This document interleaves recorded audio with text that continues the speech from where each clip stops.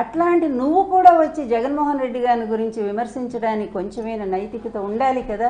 నీకు అసలు ఆ హక్కు ఉందా? లేకుండా నీ ఇష్టం వచ్చినట్టు మీరు మాట్లాడుతూ ఉన్నారే. నేను ఒక్కటే చెప్తున్నా, ఈ పవన్ కళ్యాణ్ ఒక చిన్న పిల్లాళ్ళు అంటాడు. అసలు రాజకీయాల్లో అతని గురించి ఒక్క నిమిషం కూడా మనం ఏమి మాట్లాడాల్సిన అవసరం కూడా లేదు. నా దృష్టిలో నేను ఎప్పుడు మాట్లాడలేదు కూడా, ఇప్పుడే మాట్లాడుతున్నాను. ఎందుకంటే అతను కనీసం కొంచెమన్నా బుద్ధి వస్తుందేమోనని. కానీ అసలైనటువంటి దొంగ, అసలైనటువంటి నీచుడు, అసలైనటువంటి నికృష్టపు రాజకీయాలను నడిపినటువంటి వాడు, ప్రజల్ని దోపిడీ చేసినటువంటి వాడు, ప్రజా వ్యవస్థల్ని మొత్తం కూడా అన్ని వ్యవస్థల్ని సర్వనాశనం చేసి ఈరోజు ప్రతిదీ కూడా ప్రక్షాళన చేసుకునేటువంటి పరిస్థితిలో ప్రతి వ్యవస్థ పడింది. న్యాయ వ్యవస్థ ఇప్పుడిప్పుడే తేరుకుంటా ఉంది. అదేవిధంగా అన్నీ కూడా తేరుకునేటువంటి ఈ పరిస్థితుల్లో మళ్ళీ ఇలాంటి దొంగ, ఇలాంటి అవినీతి పరుడు, ఇలాంటి ప్రజా వ్యతిరేకి, ముఖ్యంగా పేద వర్గాల వ్యతిరేకమైనటువంటి ఇతను గనక పొరపాటున మళ్ళా ఇతను అధికారంలోకి వస్తే ఎంత ప్రమాదం జరుగుతుందో ఆంధ్ర ప్రజలు కూడా దయచేసి ఆలోచించమని తెలియజేస్తా ఉన్నాను. ఇలాంటి నీచుడి పరిపాలన 14 ఏళ్ళు చూశారు. ఆంధ్రప్రదేశ్లో ఎక్కడైనా ఒక చిన్న ప్రాజెక్టు కానీ, ఒక అభివృద్ధి కార్యక్రమం కానీ ఎక్కడైనా ఇతని హయాంలో జరిగిందా? దయచేసి ప్రజలారా మీరు ఆలోచించండి. అదేవిధంగా 3 రాజధానులు అంటంలో కూడా ఆయన ఉద్దేశం ఒక్కటే, 3 ప్రాంతాలు ఒకేసారి డెవలప్ కావాలి, మొత్తం తీసుకెళ్ళి డబ్బులన్నీ కూడా ఒకే ఏరియాలో పెడితే అది నష్టం జరుగుతుంది, అక్కడ ప్రజలు నష్టపోతారు మిగిలిన ప్రాంతాల్లో అనే ఉద్దేశంతో ఈరోజు నిజంగానే అన్ని ప్రాంతాల్లో కూడా అన్ని రకాల పరిశ్రమలు వస్తున్నాయి. అభివృద్ధి లేదని అబద్ధాలు రాస్తారు. ఈనాడు ఒకడు, తర్వాత ఈ ఆంధ్రజ్యోతి ఒకడు. మా టైంలో ఏ విధంగా ఎన్టీఆర్ ప్రభుత్వాన్ని దించడానికి చంద్రబాబుకు సహకరించారో ఈరోజు కూడా అదే మీడియా మళ్ళీ చంద్రబాబుకి ఎక్కించడం కోసం జగన్మోహన్ రెడ్డి మీద ఇష్టం వచ్చినట్టుగా పిచ్చి పిచ్చి వార్తలు, అబద్ధాలు రాస్తూనే ఉన్నారు. ఈ అబద్ధాల మీడియాని, ఈ అబద్ధాల చక్రవర్తి చంద్రబాబుని, ఈ అవినీతి చక్రవర్తిని ప్రజలు ఎన్నాళ్ళు భరించాలి? ఒక్క మంచి చేయలేని వ్యక్తి, ఇంకొక వైపు జగన్మోహన్ రెడ్డి గారు ఎన్నో మంచి పనులు చేసుకుంటూ కరోనా లాంటి టైంలో కన్న తండ్రిలాగా మీ అండగా నిలబడి మిమ్మల్ని కాచుకున్న ఆ మహానుభావుడిని, ఆయన పరిపాలన కావాలా?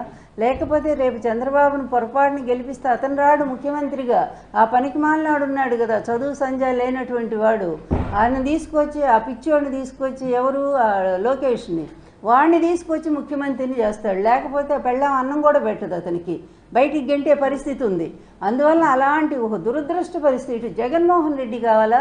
లేకపోతే 75 సంవత్సరాలు ఒక ముసలోడు, అవినీతితో పూర్తి లక్షల కోట్లు సంపాదించి ప్రజలకు అన్యాయం చేసినటువంటి వాడు, వాడి కుటుంబం కావాలా? దయచేసి ప్రజలు వాళ్లే నిర్ణయించుకోమని సవినయంగా తెలియజేస్తున్నాను. అదే చెప్పాను కదా, ఇంత చెత్త మీటింగు, ఇంత అసభ్యమైనటువంటి మీటింగు ఎప్పుడూ చూడలేదు మేము. పవన్ కళ్యాణ్ ఎంత దిగజారుడు మనిషి అనేది మాకు కూడా మొదటిసారిగా అర్థమైంది. ఎందుకంటే మా ఇంట్లో కూడా ఉన్నాడు ఇలాంటి పిచ్చి పిచ్చి మాటలు మాట్లాడేవాడు బాలకృష్ణ. సేమ్ అదే బాటలో వీడు నడుస్తున్నాడు అనిపించింది. ఇద్దరు సినిమా వాళ్ళు కనుక మేము ఏదైనా మాట్లాడవచ్చు అనుకుంటే, ఎందుకంటే జగన్ అనేవాడు అందరికీ, నేను ఎప్పుడో చెప్పాను, నా వల్ల కాలేదు ఈ చంద్రబాబును ఎదిరించడానికి. మా ఆయన కూడా నిస్సహాయుడై చనిపోయాడు. అందువల్ల ఈరోజు నిజం చెప్పాలంటే అతన్ని భయంతో పరిగెత్తేట్టు చేస్తూ నిద్ర లేకుండా చేస్తుంది ఒక్క జగన్మోహన్ రెడ్డి చంద్రబాబుని. నిజమైన మొగుడు చంద్రబాబుకి జగన్మోహన్ రెడ్డి అని చెప్పి ఎప్పుడో సభలో చెప్పాను. ఈరోజు చెప్తున్నా, వస్తే నీకు కూడా అతనే మొగుడవుతాడు తప్ప పెళ్ళాంగా మాత్రం రాడని గుర్తు. అయిపోయింది నీ పరిస్థితి, అయిపోయి నువ్వు 24 సీట్లే ఎక్కువ అనుకుంటూ పాపం సంబరపడిపోతున్నావంటే ఇది జగన్, ఇది గొప్పతనం అని చెప్పి అర్థం చేసుకో. అంతేగాని పిచ్చి పిచ్చి మాటలు మాట్లాడుతూ నిన్ను నువ్వే తక్కువ చేసుకొని రకరకాల మాటలు అనిపించుకోవటానికి మాత్రం ఆస్కారం ఇవ్వకు పవన్ కళ్యాణ్. నీ కళ్ళు తెరుచుకో. ఎవరు ఎంత చెప్పినా కూడా నీకు బుద్ధి జ్ఞానం అనేది లేదు. అది పూర్తిగా మేము మొన్ననే వ్యూహం దానికి వెళ్ళాము, మేము ఆ ప్రీవ్యూకి వెళ్ళాను. అందులో చెప్తాడు పవన్ కళ్యాణ్కి ఎవరు శత్రువులో ఎవరు మిత్రులో కూడా అర్థం కాదు అని చెప్పి ఆ పాత్ర పెట్టాడు రామ్ గోపాల్ వర్మ గారు. చాలా సరదా. అతని పాత్ర వచ్చినప్పుడల్లా జనాలు బాగా నవ్వుతూ ఉన్నారు.